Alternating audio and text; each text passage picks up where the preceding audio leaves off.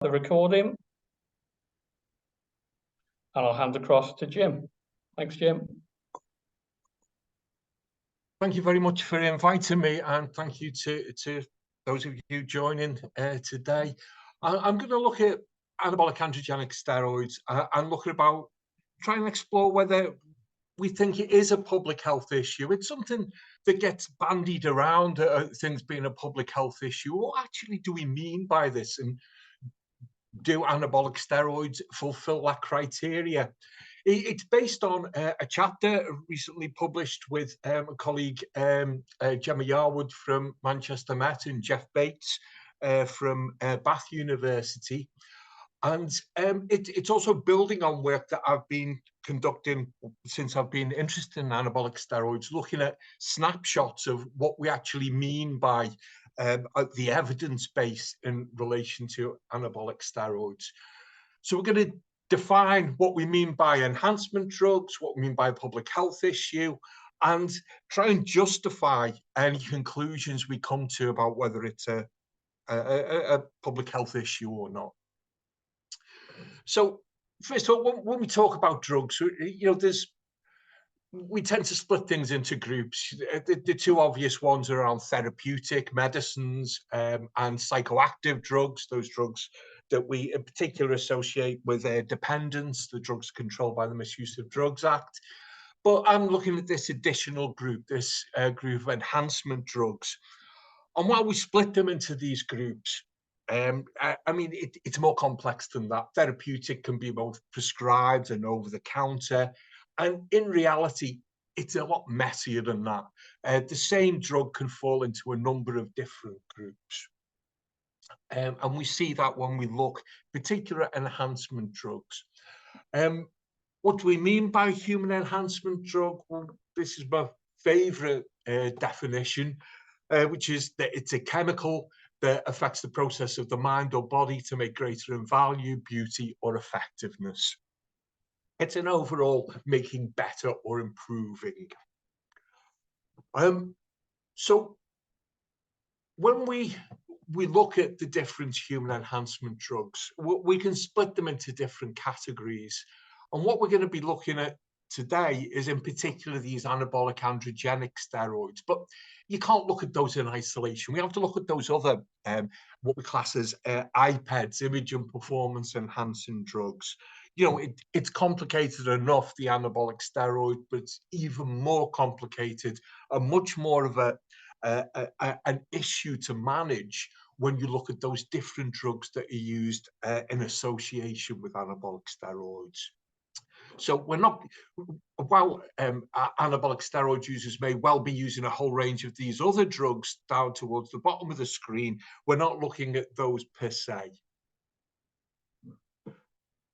So what are anabolic steroids and how do they work? Well, they're synthetic derivatives of the male hormone testosterone, chemical symbol there.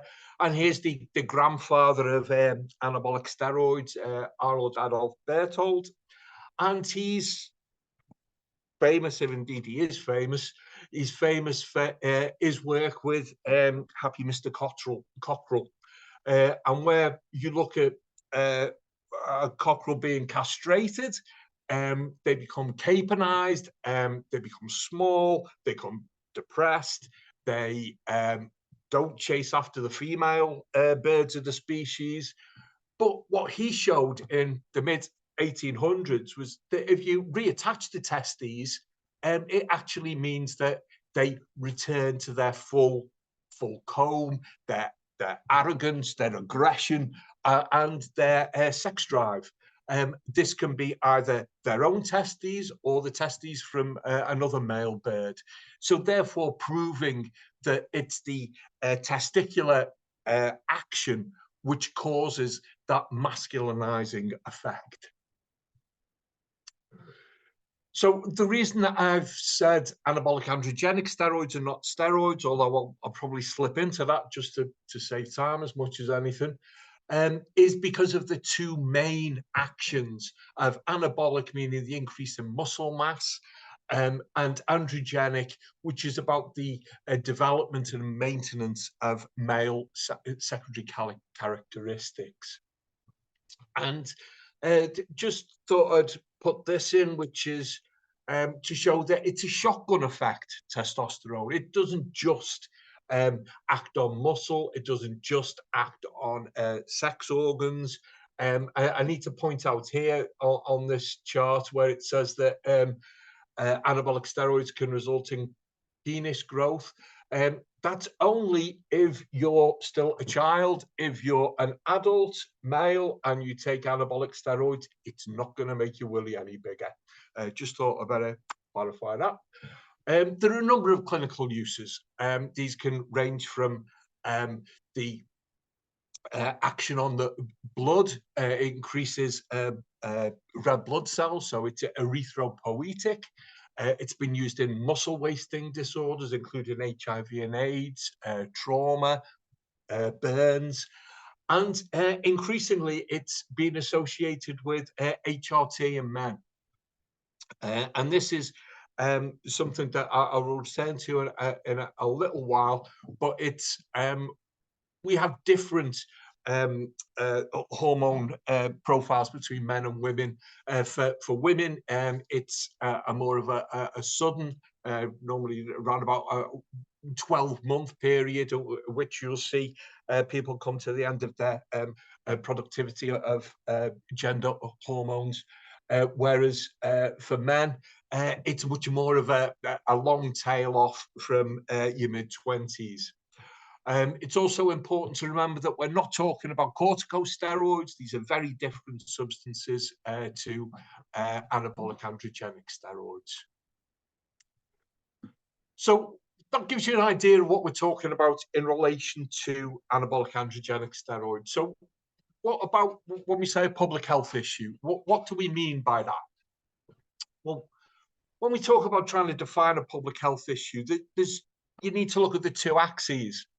There's the number of people affected by an issue, and there's the severity of that issue in relation to health.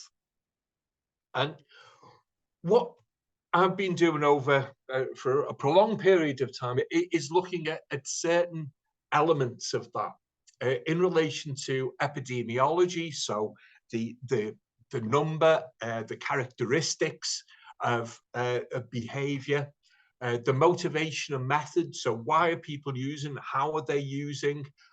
What about the effects, both positive and negative? Quite often they are different sides of the same coin. And about effective responses. What do we know about effective treatment, prevention and harm reduction?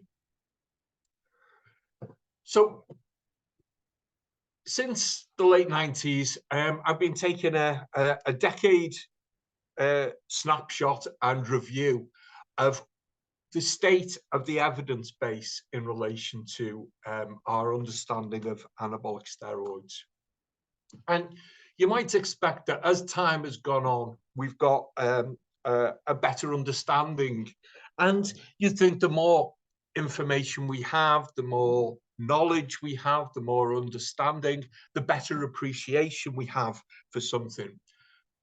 But it doesn't necessarily follow in that sort of linear fashion, because what it's actually meant, in particular for those ones there that I've highlighted, is that while we thought we knew some things, the more knowledge, the more appreciation, the more understanding that we've gained over a long period of time, the more we've realized and begun to appreciate the less we know.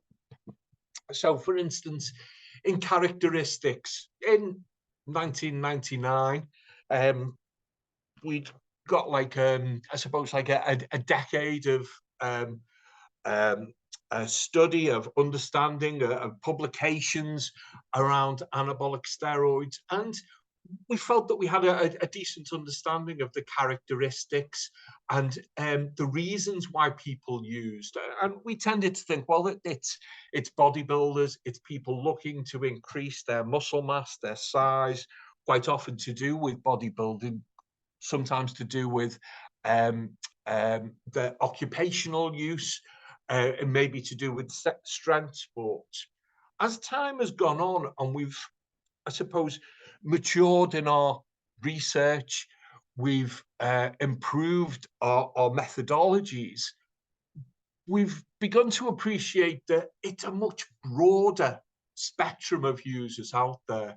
And so as time has gone on, and I'll illustrate this as I go through these slides, we've appreciated that there's whole rafts of people using anabolic steroids who we know very little about, and or who we've only just begun to understand. So the chances are there's a whole load of other populations out there who are using anabolic steroids that either we know little about, or we know little about their motivations or how they're actually using. We tended to think it was all very big fellas who attended hardcore gyms, and that's who we published on, that's who we researched. But we found, and I'll show this as I say in a moment, that it's much broader than that. It's a much broader church of users of anabolic steroids.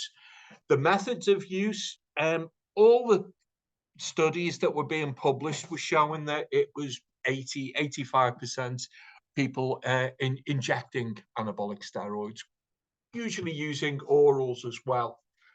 However, when we stopped, I suppose, over sampling needle and syringe programs, and we just went through a much broader selection process, either directly from gyms or through snowballing, we found that there was a lot more people who were just using oral. So we were missing those out from a lot of our research. And so that was, I suppose, good examples of us presuming that we knew it all, when really we just scraped the surface. So epidemiology, what do we know about the numbers? Well, Dominic Sago did a very famous study now looking at a systematic review, meta-analysis, was able to look at the prevalence, and he came up with 3.3% of the population had used anabolic steroids. Much higher amongst men than amongst women. We had Harrison Pope identifying up to 1 million people had used anabolic steroids in the United States. One thing that we did believe was that it was high-income countries, it was Western Europe, it was Australia, it was North America. And that's not the case. We found in the Global Drug Survey, for instance, the highest rates weren't in any of those. They were actually in South America. In fact, the only places where we didn't find it were the places where we didn't look, which was the Antarctic and Arctic areas. So right the way across the board, there were high levels of use of anabolic steroids amongst club druggers. So, for want of a better term. Other thing, I don't know if Evelyn's on here at the moment, but we published a piece that Evelyn led on, which was looking at the use in the Eastern Mediterranean region. It's broadly the Middle East.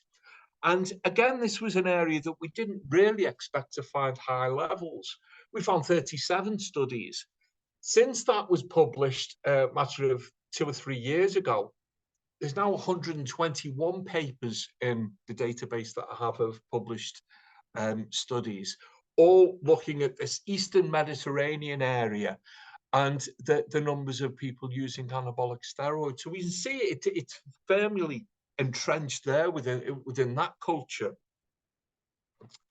But what about the UK? The key study that is used by the UK government is the Crime Survey for England and Wales. Now, this is taking a look at anabolic steroid use. The blue line is people who'd ever used. The orange one is adults who'd used in the last year, and the grey one are young people who'd used in the last year. Now, the first thing to point out is right there near the beginning. If you ever see that in a lifetime prevalence, you know that there's something wrong. It means that for a lifetime prevalence, it means that you've either killed a large number of people, and that will be all over the news, or more likely is somebody's changed the actual question. And there's sort of an unwritten rule that if you make a question more complicated, it reduces the prevalence of something. Why? People get bored and they stop answering and they just put no. If you start putting in multiple sets of brackets next to each other and a long question, people will definitely just put no. So, you know, that's one of the problems that you've got there. It's impossible to have that change purely on epidemiological grounds. It's an artifact of the change of the question. The other thing to look out for is where you have that volatility, that up and down, the one that looks like an ECG reading. That just means that the sample's too small. You start getting crazy variations in it. And you start getting newspapers saying, oh, we've got this massive decrease. Oh, we've got a massive increase. It's not. It's just because it's a small sample size. Then you start looking at the overall numbers. And you look at a change in the space of a year in lifetime of 110,000. That's another example. Where are the missing 110,000 people? That it can't happen. The other thing to bear in mind is that it bears no relationship to what we know from needle and syringe programs. For instance, we know that there's 12,500 people injecting just from the Wales database of people using needle and syringe programs. So 31,000, it's not robust, it's not reliable. At the other end of the extremes is this was a quote from someone I've got a lot of time for. And the question was, the journalist asked them, so would you say there's 1 million steroid users? To which he answered, yeah, there could be. And that was headlines right the way across the world, million steroid users in the UK. It's probably somewhere between the two. And we did a piece of work around this, looking at the estimating the prevalence. And we used that through available data plus a Delphi technique. And that's where you bring in a range of experts. Sorry, that's my dog shouting in the background.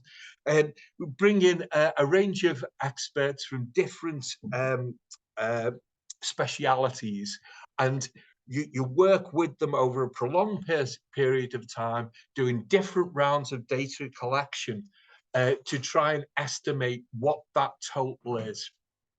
And what we were able to do from that is identify that crime survey for England and Wales, the one where we saw the massive drop and the volatility of the graph. We knew that was wrong. This was supported by the Delphi technique. And we were able to go out that the most plausible estimate was round about 500,000 people.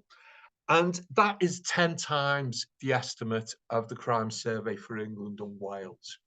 So I think by anybody's calculations, 500,000 people using anabolic steroids would put it on that line of qualifying for being a public health issue, certainly in relation to the amount of people involved.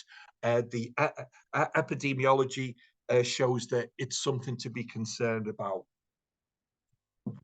In relation to characteristics, I said I'd come back to this before. This is work done by Asfes Christiansen and colleagues, where he started to explore through his qualitative data these different groups of people, and we were able to see that from his work that, you know, that there's evidence that it's not just one group of people. And work that we did with René Zarnow, whereas Asfes Christiansen looked at qualitative data, we looked at the quantitative data. And what was interesting is we came up with very similar findings. These 4 different clusters, ranging from the younger age group that are classed as YOLO, you only live once, to ones that we came up with that were younger, who were also drinking large amounts of alcohol, including binge drinking. So, their body was certainly not a temple. It was down the other extreme. The anabolic steroids were just another drug or substance that they would use. So we were able to see that, the idea that it's just bodybuilders or just those people, of large people with a huge dedication to enhancing their physique. It was a million miles from that. It was a much broader group. Also, something interesting that came up was just in the last couple of years, looking on the database I have of published papers, all these different populations have been identified as subgroups of people using anabolic steroids. It's interesting, we've got younger men in there and we've got older men. And I'll name check Evelyn again. She's just finishing a PhD at the moment, looking at older men, which has got some really interesting findings. And I'm looking forward to seeing more publications from based on this PhD. And it's interesting because when I first started looking at this, the only studies that we had were ones based on United States high school males. Whereas now we've got a much broader and richer understanding of people who use anabolic steroids. So won't somebody please think of the children? Well, that's the focus, certainly within policy, sometimes within service provision as well. It's not supported by the data in many ways. In fact, from the last round of the IPED survey that we did in 2016, there was as many people over the age of 40 as 25 or younger. So what we're seeing is that, it's an aging cohort in many ways.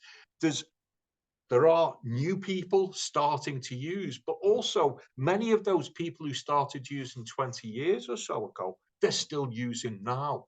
So we're seeing that aging effect within the population. And that's one of the papers from Evelyn, which I'd suggest that people read if they have an interest in this topic.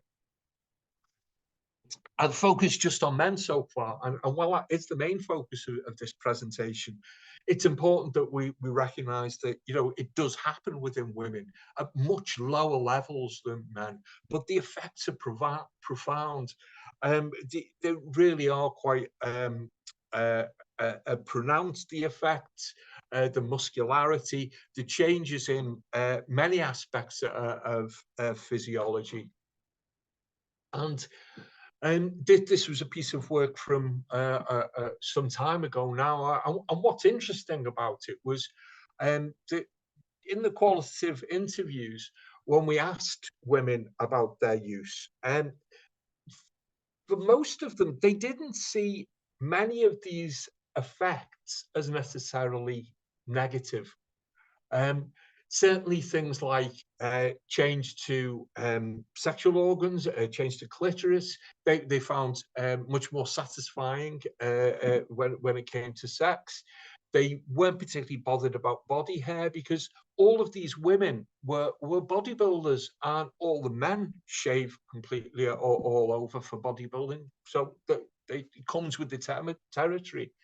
The thing that they found really the worst of the adverse effects were changes to their voice, and it was because it made it so obvious to those people around them that they were using anabolic steroids, and they felt that there was no way that could be disguised in any way. One of the things to bear in mind is, though, and this is looking at both male and female users and their adverse effects, and that 90% of both of males and females intended to continue use despite, high levels of physiological changes. So just because as researchers or as practitioners, we may think of something as an adverse effect, or it may not be so for the individual involved. And it's important that we're not judgmental when it comes to this, and try and see things from the person's perspective who's actually engaged in the behavior, and not put our own values onto what we consider they would see as being an adverse effect or something to be concerned about. So motivations and methods of use. We tend to think of characters like this. This is Dave Crossland, who's well, he's a big fella by anyone's standards. He was once described as the man with the biggest arms in Britain. But the vast majority of anabolic steroid users do not look like Dave. They're much more likely to be trying to change from that 158 pounds to the 175 pounds. They're not looking to be competitive bodybuilders. You know, they're not looking for that extreme look. They're just looking for what may be a transient sort of wish on their part to have a bit more muscle on them, whether it's to go on holiday, whether it's for a specific reason, or just a passing whim, or because of peer pressure amongst their mate to a training at the gym. So, you know, it's important that we don't think necessarily at those extremities of what people may be using for. Also, I mean, in the past, I've always said, anabolic steroids, it's a public health topic. It's not a sports topic. In actual fact, it's both. And when we started getting a bit smarter with our research, that's when it really brought it home to me. Because, yeah, people want, the main reason people use anabolic steroids is to enhance their musculature, to be bigger, to be stronger. But for many people, they will also see a range of other benefits, and this might be to do with sexual performance. It might be to do with hormone replacement therapy. We only found this out really for sure when we started asking people to grade things 1 to 10, as like 1 being the extremely unimportant, 10 being extremely important. And you start to see people wanting a whole range of different things from it, including sport. And while for those people there who 27% who'd said that it's extremely important for sport, they may have also said that, you know, for their body image, it's very important as well. You know, for many sports, it's certainly not a disadvantage, the size and strength. So they may be competing in either combat sports or in rugby, or one of those sports where there's an obvious advantage. It may be track and field. It could be a whole range of different sports that would be an advantage. And while the main reason may be for their personal satisfaction, gratification, recognition of their physique, you know, it's also a positive thing to them that they will enhance their sporting capabilities. I just put that one in there. I thought it was an interesting quote from someone that sometimes people put things down as increasing sex drive. I think in some ways, some of the comments that we see around this, they're not necessarily about sex. It's about dominance. And I think, again, we need to scrape beyond the superficial over what people are saying and what the actual meaning is behind people's comments, in particular around their motivations for use. Again, Orlando Harvey does some excellent work in this area around effects on libido, and different drugs having different effects, different anabolic steroids. Not all anabolic steroids are created equally. Some of them will have very different effects. Some of this genuine pharmacological effects, some of this may well be just perceived or placebo effect, but either way, people will pick specific anabolic steroids for their specific effects. You'll hear terms around stacks.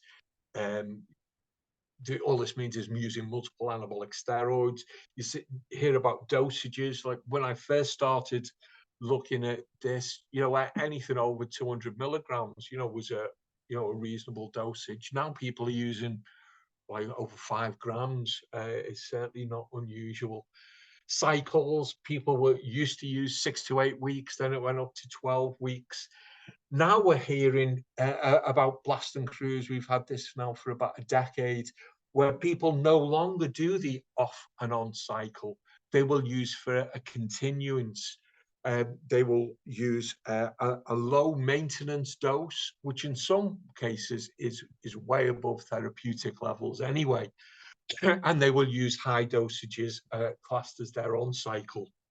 So we see how things have changed over this period of time. And certainly for drug use, which is dose dependent and also period dependent. So the longer that you use, the more, the stronger the possibility of adverse effects. If we're looking at it from a public health point of view, these are all concerning trends. A whole range of different drugs. Just put this up as a reminder that while men produce 40 to 50 milligrams a week, women maybe only 2 milligrams per week. This column here at the end of here, we see people using way above this therapeutic range. And to bear in mind that some people will be using 6, 8, 10, sometimes more different anabolic steroids within a set period of time. So you'll be seeing dosages way over anything that will be produced naturally. It's important to remember with anabolic steroids that the vast majority of them are produced illicitly, and so put the tales of the unexpected.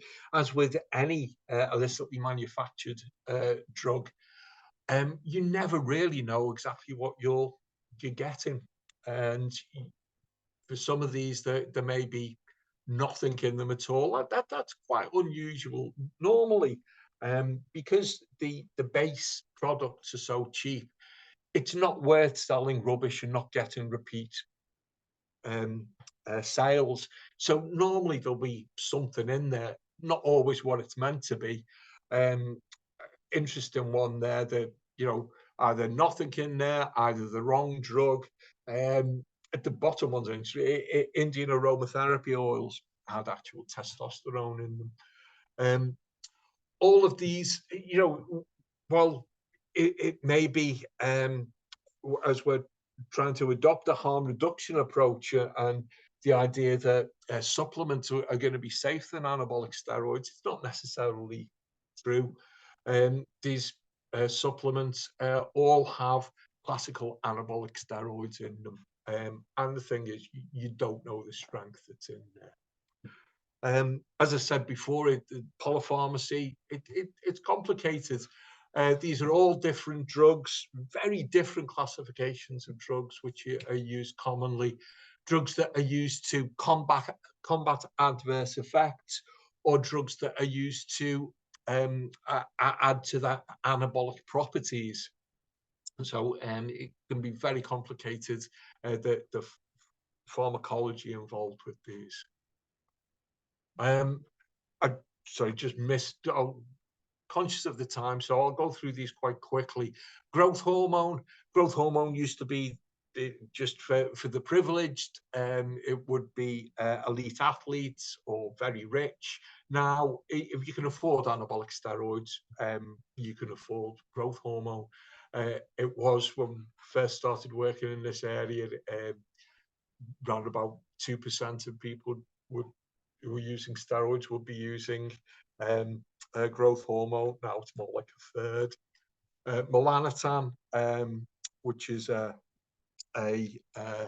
drug used to as a tanning aid, injectable, mimics the effect of sun tanning. This is an example of the illicit market. Some of them come back twice the strength of others, with high levels of impurities in. I'm still using this advert. I've been using it for years. I think it's brilliant. Make your mother even more beautiful this Mother's Day with a 20 milligram package of Melanotan 2. Nothing says I love your mother like contaminated injectables. And Dan Duchesne, a key driver in the actual changes in behavior have been these steroid gurus over time. Drugs such as dinotrophanol, which has been around 100 years. And it's an interesting one. No dieting, no self-denial, literally burns fat away.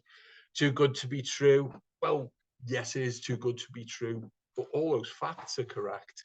It is the most powerful weight loss substance. It's a metabolic poison, and it was banned because it was causing deaths. But it re-emerged from the 1930s. That advert there was from Daily Mirror from 1936. We saw it reappear with anabolic steroid users, but because it's being sold on the internet, it's very easy to see how things can move from one population to another. And these are all young people who died of poisoning from DMP. And it fits in with this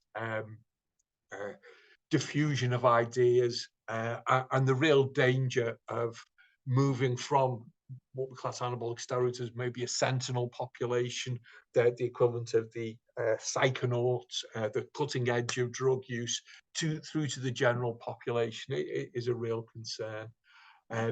We also see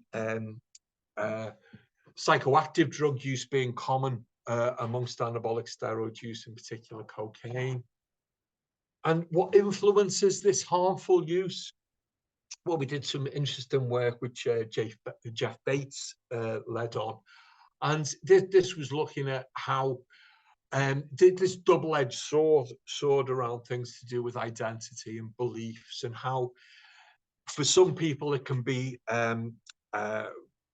quite a positive and harm-reducing impact, whereas for others it can increase the harm. So it's important that when we do look at issues, we try and look at it in a dynamic way and try and see all the possibilities of what changes in the market, what changes in behavior, what education impact can have on people. It's not always having a positive effect.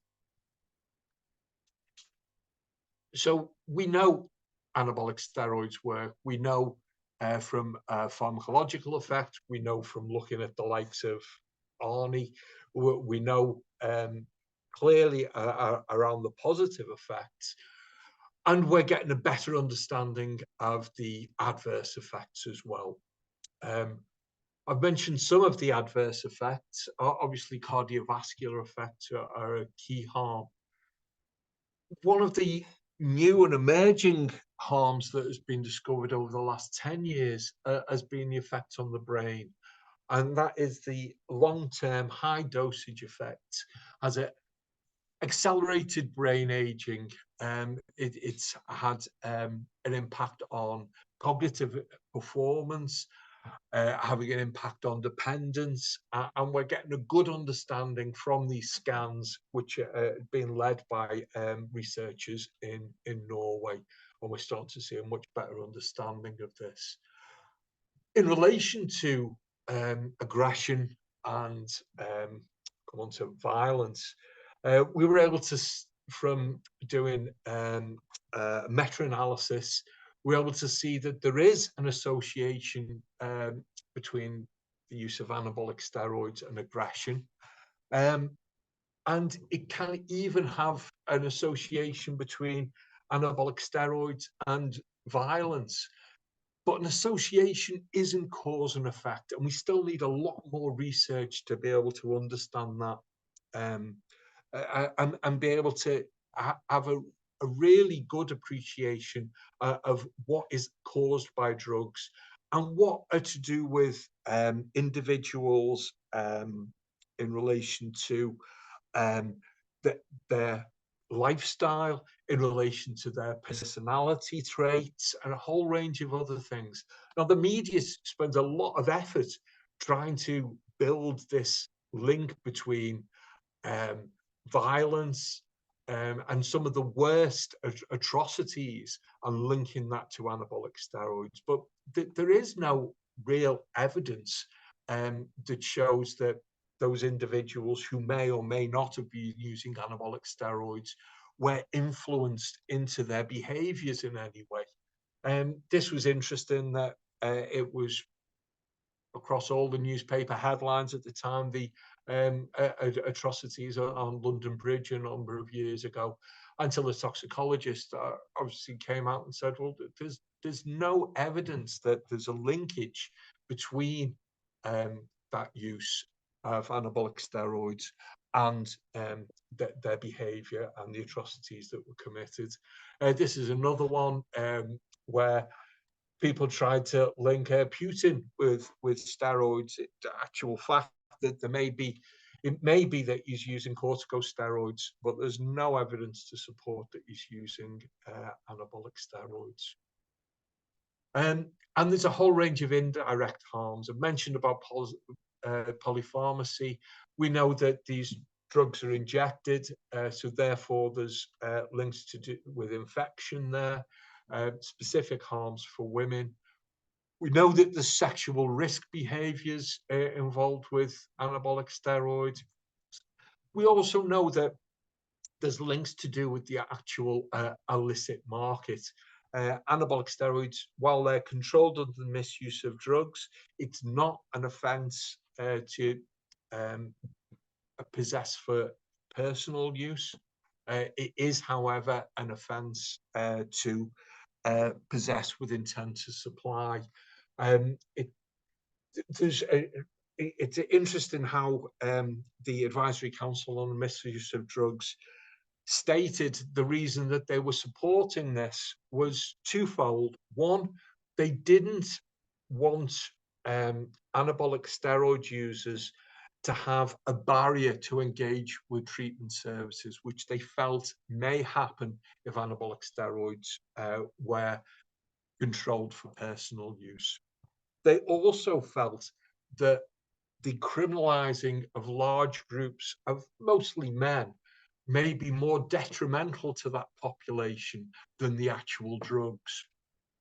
The interesting thing for me is if they made those arguments for anabolic steroids, how come they haven't made them for any other drugs? It's just another issue. So the drugs market itself is really diverse, going from multi-million pharma here, ranging from stating it was anything between 53 and 65 million pound steroid drugs ring, to very much a bathtub sort of business of people importing for their own personal use and putting the drugs together themselves. So this sort of kitchen sink or bathtub pharmacology, which is a million miles away from that 65 million pound drugs business. And what that sort of low-level pharmaceutical business, that bathtub pharmacology, means is that there's been some absolutely horrendous mistakes. For instance, this drug was supposed to be a growth hormone releaser. It turned out it was actually melanotan put in there by mistake, which people only realized when they suddenly became very suntanned. Then there's this product, Esto Suppress, which was available on health food shops. It actually contains tamoxifen, which is an anti-cancer medication. To finish off with, there's very little evidence when it comes to effective drug prevention. This was a piece of work by NICE, which concluded no evidence was identified to reduce the use of image and performance enhancing drugs. In relation to treatment and harm reduction responses, while we're able to generalize some of the principles of treating drug use and in promoting harm reduction from other forms of drug use, there's little in relation to specifics around anabolic steroid use. These are summaries of work that's been published in the last few years highlighting this. However, there is some good news, and that is developments in the treatment of hypergonadism. And there's now, I mean, some work has been done in the past, in particular by Dr. Mike Scally in the USA. But now we've got some really good work going on, led by Imperial College, led by University of Oslo, and also work within the Netherlands, the Harlem project there. And when you think that many people are continuing the use of anabolic steroids or returning to the use of anabolic steroids because of hypergonadism, this is just the shutdown of testicular production of anabolic steroids, of testosterone, because of the use of anabolics. These are really positive developments, and I'm sure we're going to hear a lot more about that in the coming years. So finally, while they've been around for 100 years, we've only seen high levels of self-directed use over the last 30 years. Should we be concerned? Yeah, we should be. But we still have a lot to learn. And the communities of people who use these drugs need to be partners in this. We need to work alongside them and in collaboration with them to better understand the adverse effects and how we can support them in reducing harm. Okay, thank you very much. That's great. Thanks ever so much, Jim. Really interesting topic, which you know, it's enlightening to hear so much about it and to cover the broad spectrum. I'd like to open this up for questions. If anybody's got any questions, can I invite you just to use the raise hand reaction and I'll come to you, or if you prefer not to come onto camera or microphone, if you want to type into the chat, that's also absolutely fine. Does anybody have any questions?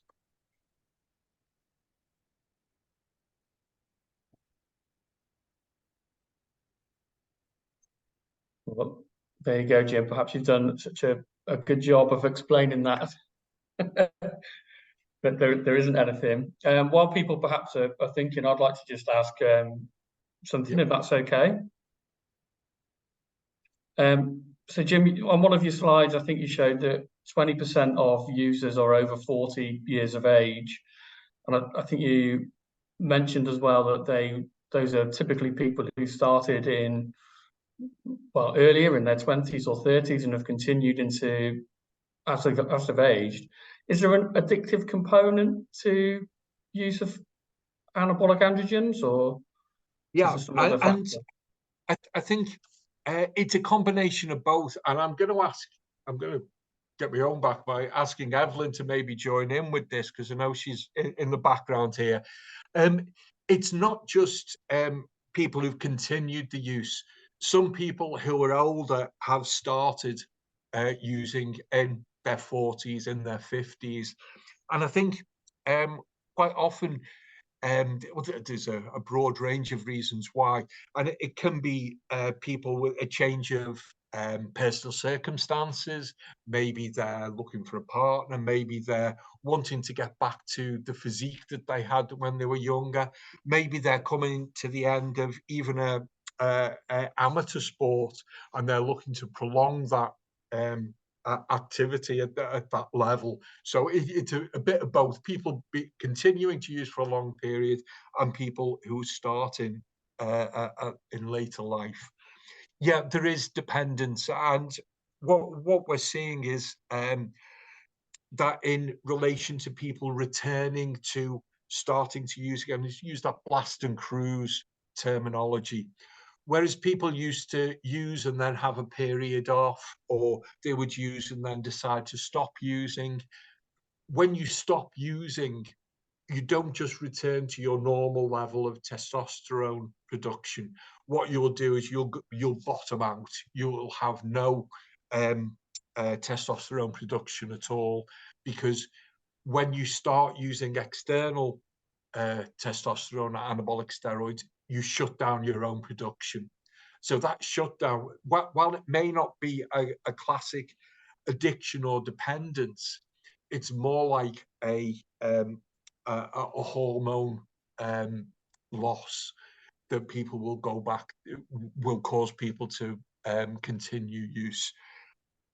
There's also been a number of studies around the symptoms that people report when they stop using, and many of these symptoms are very similar to those classical withdrawal symptoms that people would have, say, from cocaine, where people will have a lack of motivations to do stuff. They will feel low in mood, but added to that will be all those losses due to the hormones, which would mean lack of sex drive, lack of appetite, feelings of lot of strength. So all those sort of things, that mixture between the psychological impacts of withdrawal together with the physiological withdrawal of those hormones. So yeah, it's a very strong reinforcing technique. Do you mind if I open it up for Evelyn to see if she wants to add anything to that? I'm here. I'm here. Go on then. Hi, Evelyn. Nice to meet you. Hi. You've kind of summed it up there, Jim, really. Yeah. So I suppose from my perspective, from my PhD perspective, they considered, a lot of the men that I interviewed or surveyed considered themselves to be on TRT, but it wasn't just for the sexual drivers. It encompassed everyday life, well-being, depressive, dysphoric symptoms, as you mentioned there, Jim, as well. I think you've kind of covered it up. I don't know if I have anything else to add. No, I think you're bringing up that TRT, Yeah. people referring to testosterone replacement therapy. Yeah.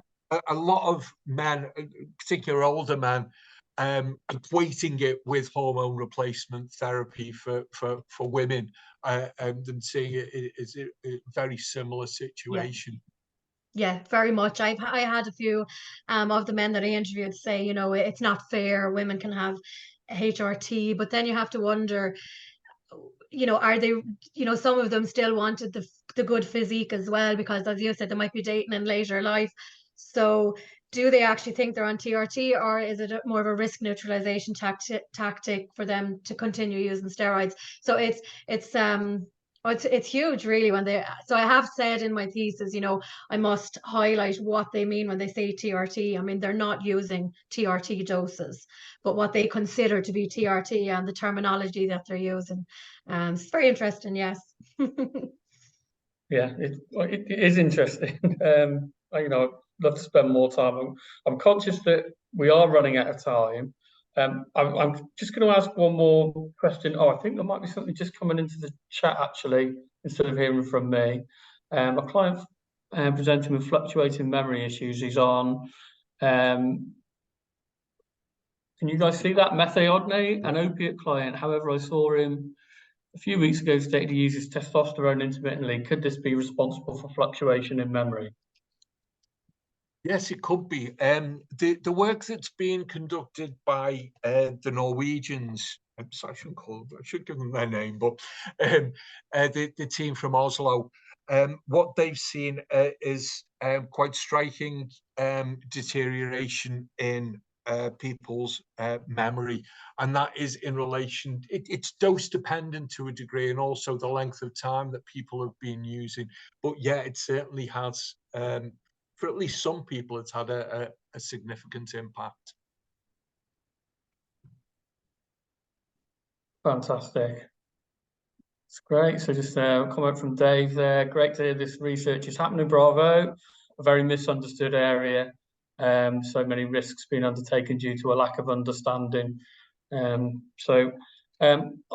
think we will wrap it up there. I'm conscious people, including myself, who was teaching in 2 minutes, have other appointments. But Jim, I wholeheartedly like to thank you for your time today, and for a really interesting talk.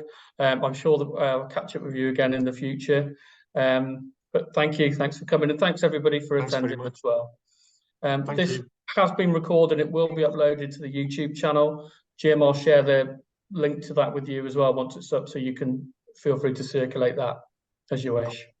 Thanks very much. Thanks for everyone attending.